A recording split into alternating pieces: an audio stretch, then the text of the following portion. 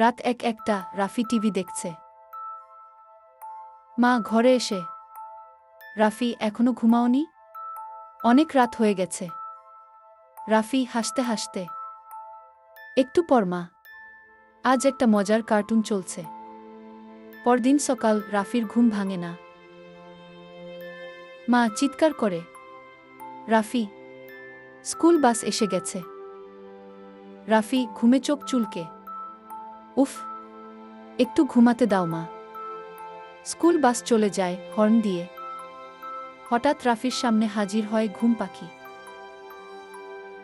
ঘুম পাখি মজার গলায়, রাফি ভাই, ঘুম না হলে মাথা ঝিমঝিম করে। সকালটা মিস করলে দিনটাই মাটি। রাফি চমকে, তুমি কে?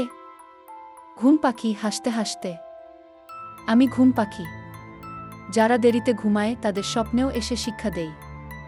রাতে রাফি বিছানায় নিজেই ঘুমাতে যায়।